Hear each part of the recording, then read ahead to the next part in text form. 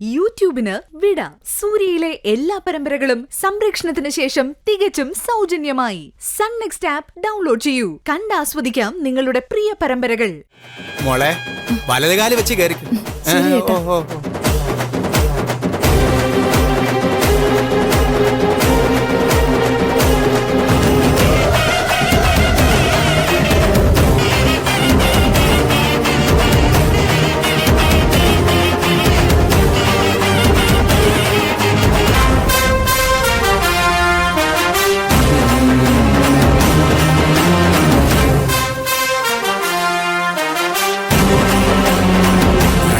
എന്നാ പിന്നെ ഞാനങ്ങോട്ട് വെച്ചോ. അയ്യോ ഇതൊന്നും വേണ്ടായിരുന്നു. ഇരിക്കട്ടെ. ഓ എന്നാ പിന്നെ പോട്ടെ കൊച്ചു മുതലാളി.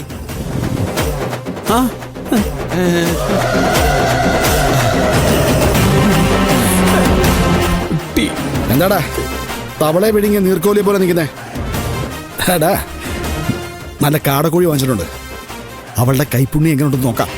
നല്ല വെളിച്ചെണ്ണയിൽ കുറിച്ച് അങ്ങ് അടിച്ചു വിടാം. വാ.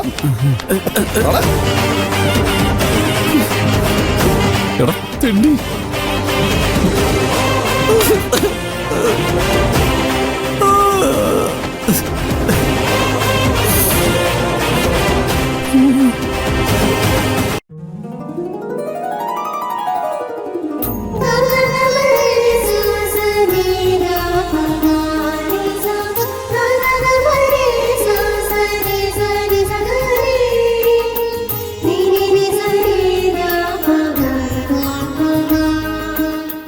വാടക വീടാണെങ്കിലും ഒരു സ്വപ്നം സാക്ഷാത്കരിച്ചു.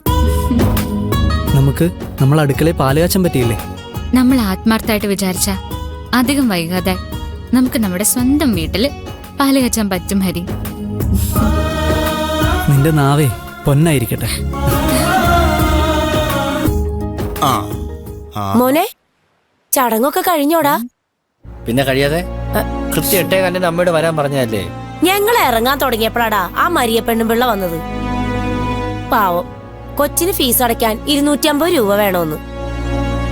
ഞാൻ പറഞ്ഞു വൈകിട്ട് എവിടുന്നെങ്കിലും സംഘടിപ്പിച്ചു തരാന്ന്. നമ്മുടെ കൊച്ചിന് ഫീസ് അടയ്ക്കാൻ വഴിയില്ലാതിരിക്കുമ്പോളാ. ആ എന്നാലും എങ്ങനെയാടാ ഇല്ലാന്ന് പറയുന്നത്? പാവത്തുങ്ങളല്ലേ. സുഗുണനെ പോലെ കാശ് വയ്ക്കുന്നതേ കള്ളുടിക്കാനല്ലല്ലോ, ഒരു കൊച്ചിനെ പഠിപ്പിക്കാനല്ലേ. ഇനി എന്റെ നെഞ്ചത്തോട്ട് കയറിക്കോ. ഞാൻ പബ്ലിക് പ്രോപ്പർട്ടി ആണല്ലോ, ആർക്കും ഓടിക്കാറല്ലോ.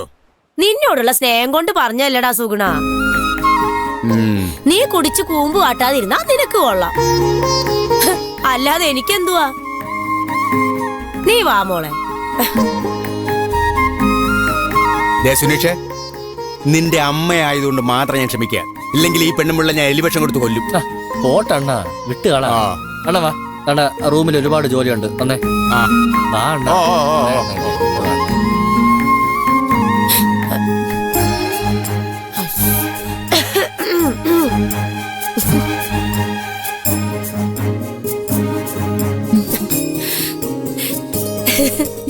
ഇതിപ്പോ ബാല്യകാച്ചിലാണോ അതോ നിങ്ങളുടെ കല്യാണാണോ? അല്ല, ഞങ്ങളെ സ്വർഗത്തിലെ കട്ടുറുമ്പായോ? പുതിയ വാടകക്കാര് നിങ്ങളാന്നറിഞ്ഞപ്പോ സത്യം പറയാലോ ആദ്യം ഞങ്ങളൊന്ന് പേടിച്ചു. ഇനി അതിന്റെ പേരില് വിശ്വനാഥൻ മുതലാളി ഇവിടെ കിടന്ന് അലമ്പുണ്ടാക്കുവോന്ന്. പിന്നെ ഈ പിള്ളേരെ എനിക്ക് ധൈര്യം തന്നെ. അത് മാത്രല്ല, ഈ കോതാറ കോളനി കയറി അലമ്പുണ്ടാക്കാൻ മാത്രം ധൈര്യമൊന്നും വിശ്വനാഥ മുതലാളിക്ക് ഇല്ലെന്നേ. അന്ന് വന്ന് ഇവളെ പിടിച്ചോണ്ടുപോവാൻ നോക്കിയപ്പോ അത്ര നല്ല അനുഭവം ഉണ്ടായത്. അതുകൊണ്ട് ഇവിടെ ജീവിക്കാൻ നിങ്ങൾ ഒന്നുകൊണ്ടും പേടിക്കണ്ട. ഇവിടെ വന്ന് നിങ്ങളെ ആരും ഒന്നും ചെയ്യില്ല. നിങ്ങളിപ്പോ വെറും 2 വ്യക്തികളല്ല, ഒരു പ്രസ്ഥാന. കോതാറച്ചിറ കോളനി എന്ന പ്രസ്ഥാനം. ഗോസ് ഹൗസ് ബംഗ്ലാവ് വാടകയ്ക്ക് കൊടുക്കുന്നത് കാശുണ്ടാക്കാനൊന്നല്ല, ചുമ്മാ ഒരു വാശിപ്പുറത്താ. സുനീഷിന്റെ അച്ഛനോടുള്ള വാശി. ചെറിയ തുകയാണെങ്കിലും ഇതിന്റെ വാടക കിട്ടുമ്പോ എന്റെ മോന് തോന്നണം അവനൊരച്ഛനുണ്ടെന്ന്. അത് കോടീശ്വരനായ വേമ്പനാട്ട് ജയപാലനാണെന്ന്. ഐശ്വര്യമുള്ള വീടായത്. മുമ്പ് ഇവിടെ താമസിച്ചവരൊക്കെ സ്വന്തം വീട് വാങ്ങിച്ച അവിടുന്ന് മാറിയിരിക്കുന്നേ. സ്വാതന്ത്ര്യം കിട്ടുന്നതിന് മുമ്പ് സായിപ്പ് കാമുകിക്ക് പണിയിച്ചു കൊടുത്തതാ. എല്ലാം സുഗുണനും സുനീഷും പറഞ്ഞു കാണുമല്ലോ. പറഞ്ഞു. വാടക കിട്ടാനാണെങ്കിൽ 2 3 കുടുംബത്തെ കൂടെ ഇവിടെ താമസിപ്പിക്കാം.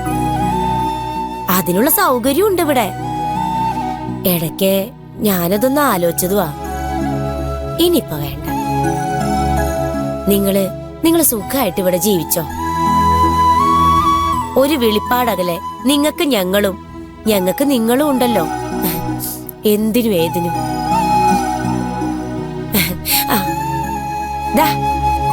ഇത് ഞങ്ങളുടെ കൊച്ചു സമ്മാനാ.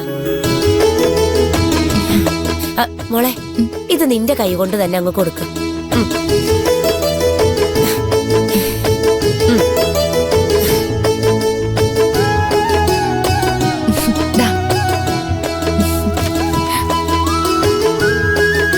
സന്തോഷം.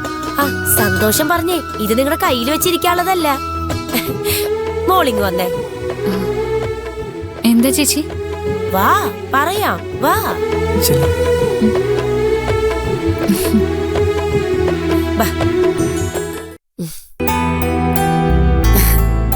ഇനി മോളാ കവറ് പൊട്ടിച്ചേ.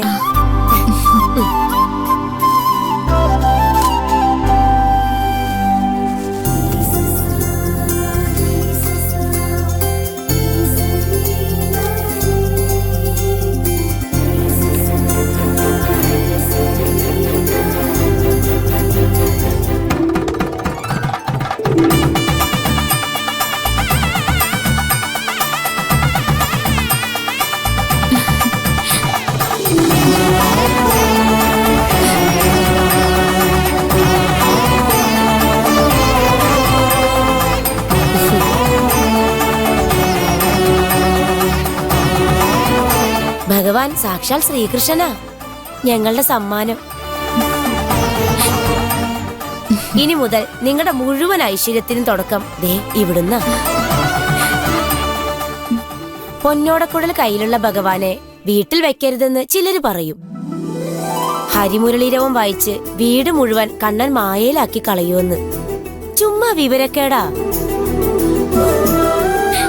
അങ്ങനെയാണെങ്കിൽ മിക്ക അമ്പലങ്ങളിലും ഓടക്കുഴലുള്ള കൃഷ്ണനല്ലേ പ്രതിഷ്ഠ. എന്നിട്ട് ആ അമ്പലങ്ങൾക്ക് ഐശ്വര്യങ്ങൾക്ക് വല്ല കുറവുണ്ടോ? ഇതൊക്കെ മനുഷ്യന്റെ ഓരോ വിശ്വാസങ്ങളാ മക്കളെ. മനസ്സിൽ നന്മയുണ്ടെങ്കിൽ അവിടെ ദൈവം ഉണ്ടാവും, ഐശ്വര്യം ഉണ്ടാവും. ഇനിയാ നിങ്ങൾക്ക് നല്ല കാലം വരാൻ പോകുന്നേ. മോളിത് അവിടെ വെച്ചിട്ട് തിരുമുമ്പിൽ വിളക്ക് കത്തിക്കേ. ശരി, വാ വരൂ.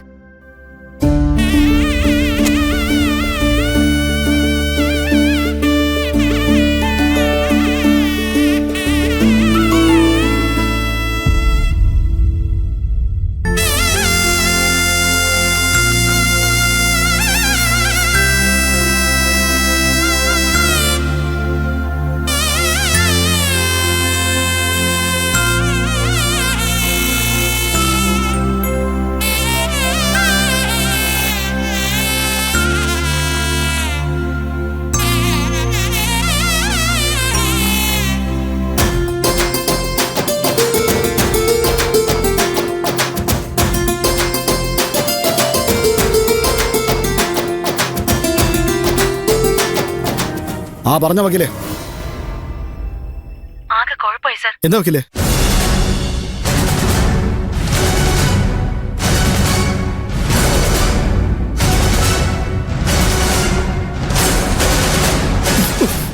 ഈശ്വര, ചതിച്ചോ? എന്താ? ശരി വക്കീലേ, ഞാൻ വേഗം എത്താം. നീ വേഗം വണ്ടി എടുത്ത് എന്റെ പിന്നാലെ വാ. നീ വണ്ടി എടുത്ത് വാ, പറയാം.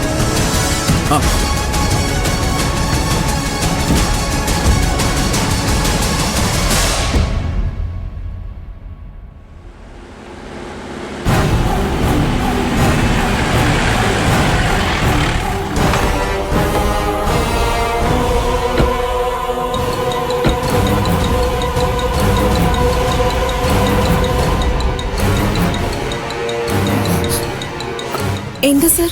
V are from ED. ഈ വീട് ഞങ്ങൾക്കൊന്ന് സെർച്ച് ചെയ്യണം. വിശ്വേട്ടൻ ഇവിടെ ഇല്ല. That's none of our matter. ഈ വീട് ഞങ്ങൾക്കൊന്ന് സെർച്ച് ചെയ്യണം. Come on. എൻക്വയറി കഴിയുന്നവരെ ഈ വീട്ടിൽ നിന്ന് ആരും പുറത്തേക്ക് പോകാനോ ഫോൺ ചെയ്യാനോ പാടില്ല.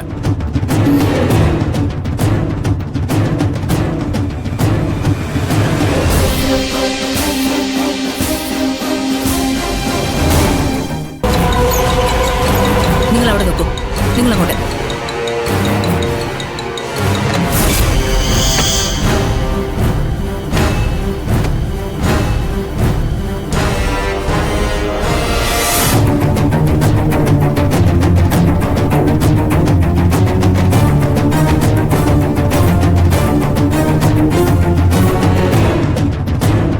ഒന്നുമില്ല മേഡം.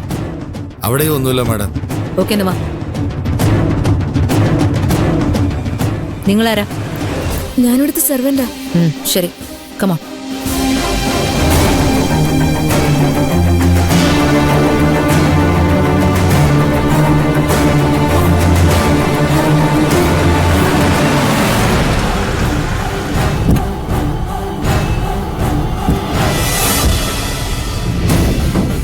വാ. എന്താ ഇവിടെ? എന്താ എന്താ പ്രശ്നം? ഇഡിയുടെ എൻക്വയറിയാ മുതലാളി. ഇത് എവിടത്തെ മര്യാദ? മുൻകൂട്ടി അറിയിച്ചിട്ട് വേണ്ട വരാൻ. മുൻകൂട്ടി അറിയിച്ചിട്ട് വന്ന തെളിവുകളൊക്കെ നിങ്ങൾ മാറ്റിക്കളയില്ലേ? തെളിവോ? എന്ത് തെളിവ്? I am Anju Kurian from Enforcement Directorate. ആണുങ്ങളില്ലാത്ത നേരത്ത് വീട്ടിൽ കയറി അതിക്രമം കാണിക്കാനുള്ള ലൈസൻസ് ആണോ ഈ കാണിക്കുന്നത്? അതിന് ഞങ്ങൾ അതിക്രമമൊന്നും കാണിച്ചില്ലല്ലോ.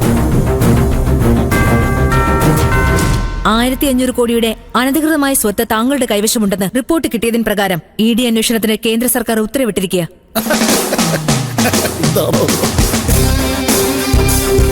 ഞങ്ങളത് അന്വേഷിക്കാൻ വന്ന ഉദ്യോഗസ്ഥരാണ്. ആരാ സാറേ ഈ ആവശ്യമില്ലാത്ത കാര്യങ്ങളൊക്കെ നിങ്ങളോട് പറയുന്നത്? സോഴ്സ് വെളിപ്പെടുത്താൻ ബുദ്ധിമുട്ടുണ്ട്. മാത്രമല്ല അത് നിങ്ങളോട് പറയേണ്ട ആവശ്യമില്ല. ഈ വീടും നിങ്ങളുടെ സ്ഥാപനങ്ങളും സെർച്ച് ചെയ്യാൻ സെൻട്രൽ മിനിസ്ട്രിയുടെ ഓർഡർ ഉണ്ട്. സെൻട്രൽ മിനിസ്റ്ററോ?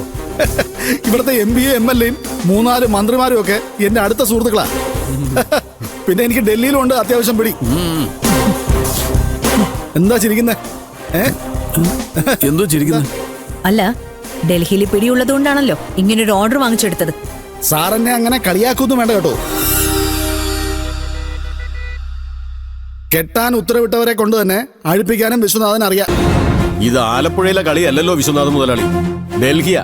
അങ്ങ് ഡൽഹി. ഓ അറിയാം സാറേ. ഇന്ത്യയുടെ തലസ്ഥാനമല്ലേ ഡൽഹി? UPക്കും ഹരിയാനയ്ക്കും ഇടയിലുള്ള ഇത്തിരി പോരമുള്ള ഒരു കപ്പലിന്റെ വലുപ്പമുള്ള ഒരു സ്ഥലം. ഞാൻ ഒരുപാട് തവണ അവിടെ പോയിട്ടുണ്ട്. അവിടെ റെയിൽവേ സ്റ്റേഷന് മുമ്പിലെ നല്ല ചൂട് വടപ്പാവ് കിട്ടും. ഇയാളെന്താ കളിയാക്കണം? അങ്ങനെ തോന്നിയോ മുതലാളി? ഇക്കുറി കളി ഇടിയോടാ. ഇത് കടുക്കും കേട്ടോ. ഈടിയാണല്ലോ, ഇടി അല്ലല്ലോ. കടുക്കുമ്പോഴല്ലേ അതിനൊരു സുഖം വരുള്ളൂ. എന്താ മാഡം? ഇതിനൊന്ന് ഒപ്പിടണം. എന്നെ കൊണ്ടുപോയ ഒപ്പിട്ട് കൊടുത്തില്ലെങ്കിൽ കേസ് വേറെ ഉണ്ട് മുതലാളി. ഒപ്പിട്ട് കൊടുത്ത കേട്ടോ. എവിടെ? ഇതെവിടെ? എന്നാ, നിങ്ങൾ ഒപ്പിടണം. അതിന് ഞാനോ? ആ അതെ, നിങ്ങളാ വിറ്റ്നസ്. എന്തോ സാക്ഷി സാക്ഷി. ഓ അറിയാം അറിയാം. ഒപ്പിട്ടോട്.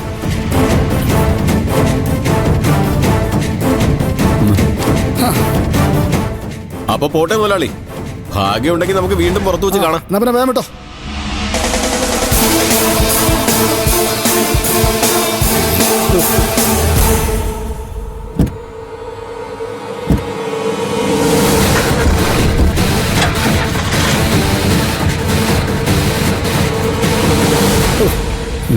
ഏട്ടാ, ആ ടിപ്പർ ലോറി പോലിരിക്കുന്ന SI പറഞ്ഞൊരു ഭീഷണി ഉണ്ടല്ലോ. ആരോട് പോകാൻ പറ. എന്നാലും ഏത് നാറിയാടാ ഇത്ര ക്ലിയർ ആയിട്ട് നമ്മളെ ഒറ്റ കൊടുത്തത്? ഇപ്പോഴത്തെ സാഹചര്യത്തില് അതൊട്ട് കണ്ടുപിടിക്കാനും പറ്റിയല്ല. അതെങ്ങനെയാ? ചുറ്റുമുള്ള മുഴുവൻ ശത്രുക്കളല്ലേ? അയ്യോ, നിങ്ങളല്ല പറഞ്ഞത്. നിങ്ങളിപ്പം നമ്മുടെ ടീമല്ലേ?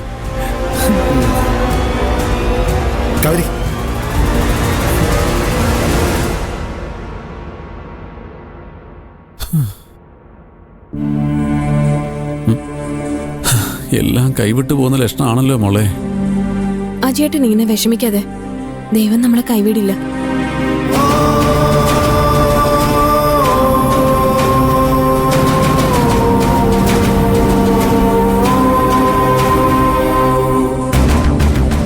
എന്നാലും ഏതവനാവും ഒറ്റി കൊടുത്തത്?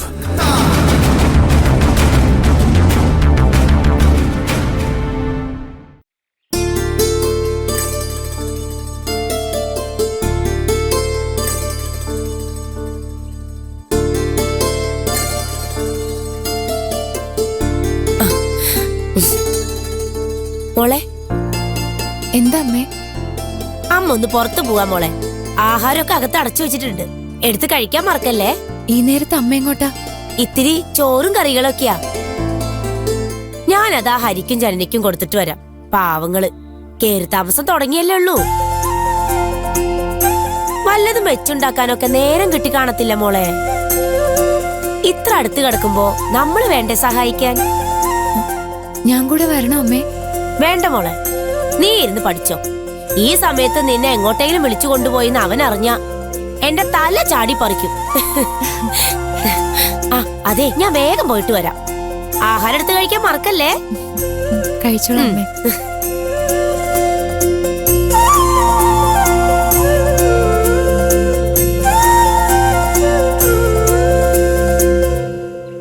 അമ്മേ, കരിപ്പുഴ പോവാന്നും പറഞ്ഞു പോയിട്ട് നീ എന്താണ് എത്ര പെട്ടെന്ന് തിരിച്ചു വന്നത്?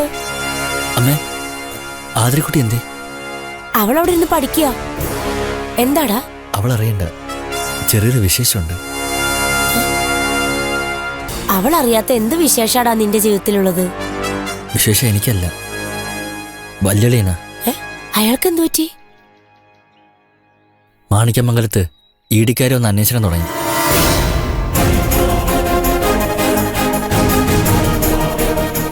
ഈടിക്കാരോ? ആരാടാ അത്? അമ്മ, എൻഫോഴ്സ്മെന്റ് ഡയറക്ടേഴ്സുകാര്. അമ്മ ഈ പത്രത്തിലും ചാനലൊക്കെ കാണാറില്ലേ? വലിയ വലിയ രാഷ്ട്രീയക്കാരുടെയും സിനിമാക്കാരുടെയും കള്ളപ്പണക്കാരുടെ വീട്ടിലൊക്കെ ഇപ്പൊ ഈടി വരണ സ്റ്റൈലല്ലേ? ആണോ? അപ്പോ വിശ്വനാഥന് ഇതുകൊണ്ട് വല്ല ഗുണം ഉണ്ടോടാ മക്കളെ? അമ്മ ഇത് എവിടാ ജീവിക്കുന്നേ? എന്റെ അമ്മേ, അവര് വല്യളിന് പത്മശ്രീ പുരസ്കാരം കൊണ്ടുവന്ന് കൊടുക്കാൻ വന്നതൊന്നുമല്ല, അനധികൃതമായി സമ്പാദിച്ചതിന്റെ ഒക്കെ തെളിവെടുക്കാൻ വന്നതാ. അപ്പോ 1500 കോടി അവന്മാരെ അടിച്ചോണ്ട് പോവാണോ മക്കളെ? അങ്ങനെയൊന്നും പറയാൻ പറ്റിയൊന്നുമില്ല. കണക്കില്ലാത്ത സ്വത്താണെങ്കിൽ കണ്ടു കെട്ടേന്നെ ചെയ്യും. ഇതെന്തുവാടാ, പുതിയതായിട്ട് എങ്ങാനും ഉണ്ടായ പോലീസാണോ? അല്ല, അതൊക്കെ 10-67 വർഷമായിട്ട് ഇവിടെ തന്നെ ഉണ്ട്. പിന്നെ ഭരിക്കുന്നവരുടെ മിടുക്ക് പോലെ ഇരിക്കും ഓരോ ഡിപ്പാർട്ട്മെന്റ് ഉപയോഗിക്കുന്നത്. ചുരുക്കം പറഞ്ഞ വല്യണ്ണന്റെ കാര്യത്തിലൊരു തീരുമാനമായി അല്ലേടാ? പറ, എന്താ നിന്റെ സൂക്കേട്?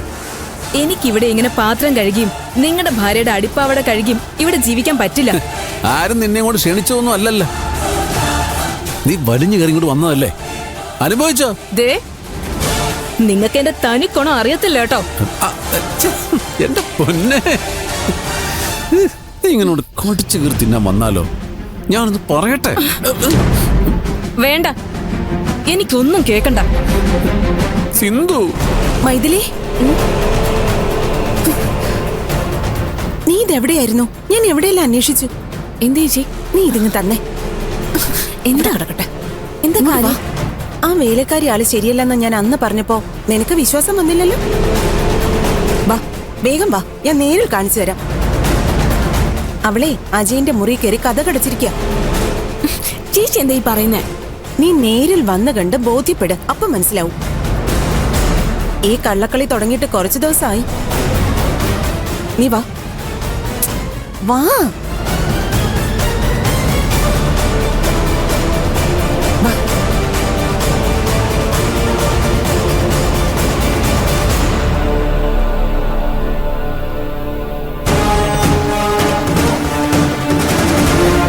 വാതിലടച്ചെന്ന് പറഞ്ഞിട്ട് ഇപ്പൊ തുറന്നതാവൂ. അവൾ അകത്ത് കയറി കഥ കടക്കുന്നത് ഞാൻ എന്റെ കണ്ണുകൊണ്ട് കണ്ടതാ. അവൾ അകത്ത് തന്നെ ഉണ്ടാവും, നീ ചെന്ന് നോക്ക്. ചെല്ല്.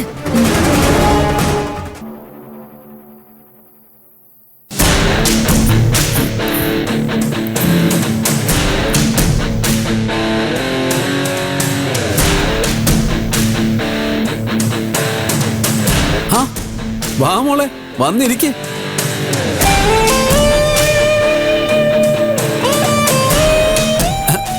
എന്താ മോളെ നോക്കുന്നേ? ഏയ് ഒന്നുമില്ല.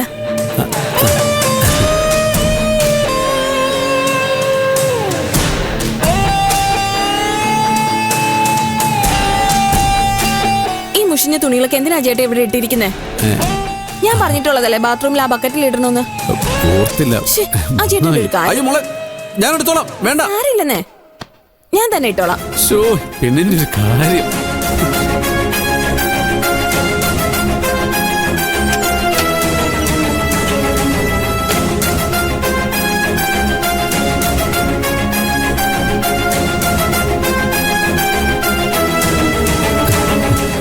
എന്റെ മോളെ, എന്റെ തുണിയൊക്കെ ഇനി ഞാൻ കഴുകിക്കോളാം.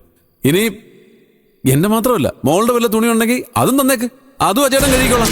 എന്ന് തുടങ്ങി അജേട്ടൻ ഈ നല്ല ശീലങ്ങളൊക്കെ? എന്താ മോളെ, ഒരാളെ നന്നാവാനും സമ്മതിക്കില്ല.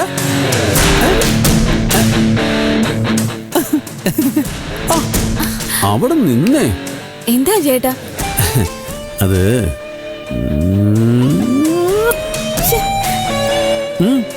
ഏതായാലും ഒരു വഴിക്ക് പോവല്ലേ, അപ്പൊ ഇതോടെ ഇരിക്കട്ടെ. ചേട്ടന്റെ ഒരു കാര്യം.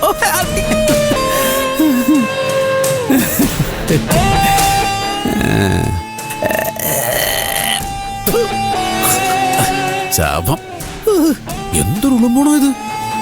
ഇവളെന്താ മീൻ വെള്ളത്തിലാണോ കുളിക്കുന്നത്?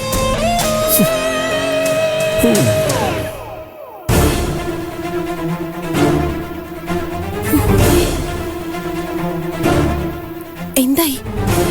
അവൾ അവിടെ ഒന്നുമില്ല, ചേച്ചിക്ക് തോന്നിയതാ. അല്ലെന്ന് ഞാൻ കണ്ടതാ. നീ എല്ലായിടത്തും നോക്കിയോ? പിന്നെ ബാത്റൂം വരെ ഞാൻ അരിച്ചു പെറുക്കി നോക്കി. മുറിയിൽ അജയേട്ടൻ മാത്രമേ ഉള്ളൂ.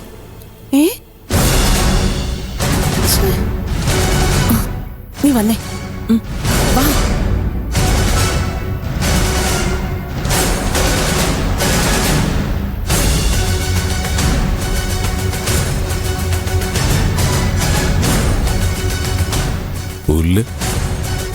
ഈ പെണ്ണും പിള്ളേ ജീവിക്കാൻ സമ്മതിക്കില്ല. അവര് തെളിയിക്കാൻ നടക്കുന്നു. വെച്ചിട്ടുണ്ട് തള്ളേ.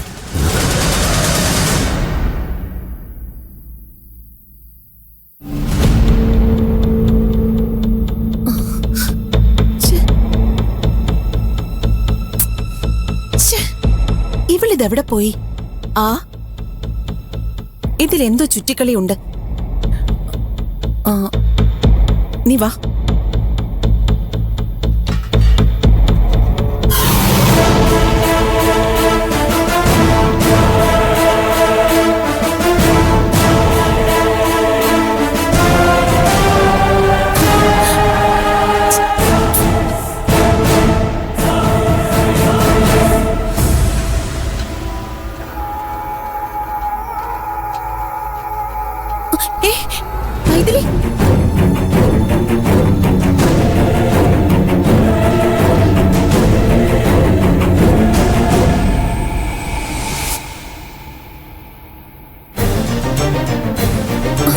മൈഥിലി, മൈഥിലി, എന്തേ ചേച്ചി?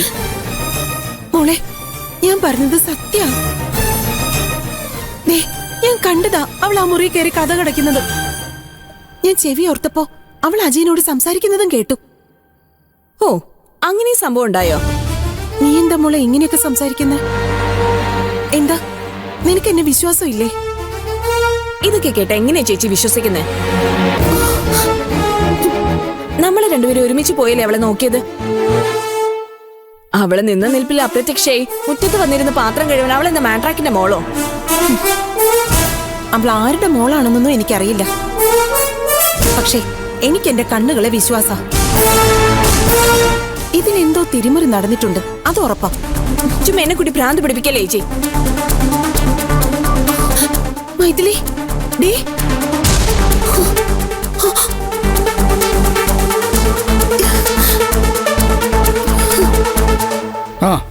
കവരി, ഞാൻ അത്യാവശ്യമായിട്ടൊന്ന് റെസ്റ്റ് ഹൗസ് വരെ ഒന്ന് പോയിട്ടു. അവിടെ ആ റവന്യൂ വകുപ്പിന്റെ മന്ത്രിയെ ജയകുമാറുണ്ട്. എന്നെ അത്യാവശ്യമായിട്ടൊന്ന് കാണണം. നഷ്ടം ഉണ്ടാക്കി തരാനുള്ള ഏതോ കേസാ. അല്ലാതെ ഇവന്മാരൊക്കെ എപ്പോഴെങ്കിലും നമുക്കൊന്ന് ഗുണപ്പെട്ടിട്ടുണ്ടോ? വാഗ്ദാനം അല്ലാതെ വേറൊന്നുമില്ലല്ലോ. എന്നാ ശരി, ഞാൻ പോയിട്ട് വരാം. നീ നിന്റെ മുഖം എന്താ വല്ലാതിരിക്കുന്നേ? ഏയ് ഒന്നുമില്ല വിശ്വേട്ടാ. എന്നാ കഥ അടച്ചു കിടന്നോ, ഞാൻ പോയിട്ട് വരാം.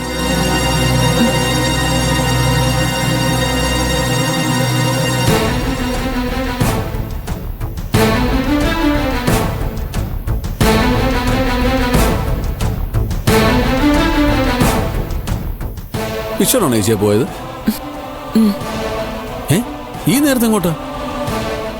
റെസ്റ്റ് ഹൗസിൽ മന്ത്രിയെ കാണണമെന്ന്. എന്നിട്ട് എന്നോടൊന്നും പറഞ്ഞില്ലല്ലോ. അല്ലെങ്കിൽ ഈടായിട്ട് എന്നോടൊന്നും പറയാറില്ലല്ലോ. അല്ല, അത് മനുഷ്യരുടെ പൊതു സ്വഭാവമാണല്ലോ. ഒന്ന് കിട്ടുമ്പോ വേറൊന്നും വേണ്ട.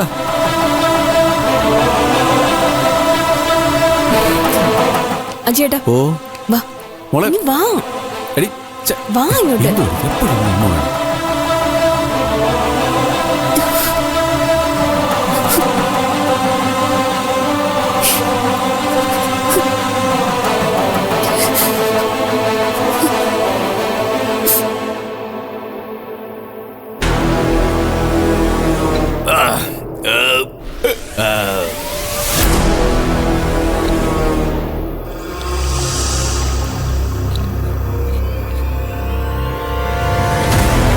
ആ നീയായിരുന്നു. ചുമ്മാ ആളെ പേടിപ്പിച്ചാണല്ലോ മഹാഭാവി. അടിച്ചത് മുഴുവൻ വാഷ് ഔട്ടായി. അല്ല, നിന്നോട് ആരാ പറഞ്ഞ ഞാൻ ഇവിടെ ഉണ്ടെന്ന്? അണ്ണൻ പോകാൻ സാധ്യതയുള്ള സ്ഥലത്തെല്ലാം ഞാൻ തപ്പി, അങ്ങനെ വന്നതാ. അയ്യോ, വളരെ നന്നായി. മനസമാധാനത്തോട് മനുഷ്യനെ ബോധം കെടാൻ പോലും സമ്മതിക്കത്തില്ലല്ലേ? അയ്യടാ, അവന്റെ ഒരു ഇളിയണ്ടില്ലേ? ഡേയ്, ഒരെണ്ണം വേണോ? അയ്യോ വേണ്ട, ഞാൻ കൂടി നിർത്തി അണ്ണ. അയ്യോ, അതെപ്പോ? ആതിരക്കുട്ടിയെ കിട്ടിയ നിമിഷം മുതൽ പെങ്കോന്തൻ. അയ്യേ കാഷ്ടം. ആതിരക്കുട്ടിക്ക് മദ്യത്തിന്റെ മണമൊന്നും പിടിക്കില്ല അണ്ണ. അങ്ങനെയൊക്കെ വളർന്നതല്ലേ. അപ്പൊ പിന്നെ നമ്മൾ വേണ്ട അഡ്ജസ്റ്റ് ചെയ്യാൻ. പിന്നെ നിന്നോട് ആരും പറഞ്ഞു അവൾക്ക് മദ്യത്തിന്റെ മണം പിടിക്കത്തില്ലെന്ന്? അവളുടെ ആങ്ങളെ പന്ന നാറി അജയനില്ലേ, അവൻ ഒന്നാം തരം തന്നെയാണെന്നാ ഞാൻ കേട്ടത്. അതുകൊണ്ടാണല്ലോ അന്ന് രാത്രി അവൻ വീട് മാറി കയറി എന്റെ പെങ്ങൾക്ക് പേരുദോഷം ഉണ്ടാക്കിയത്. സ്വബോധമുള്ള ആരെങ്കിലും നിന്റെ വീട്ടിന് പകരം എന്റെ വീട്ടിൽ ഒന്ന് കയറോടാ?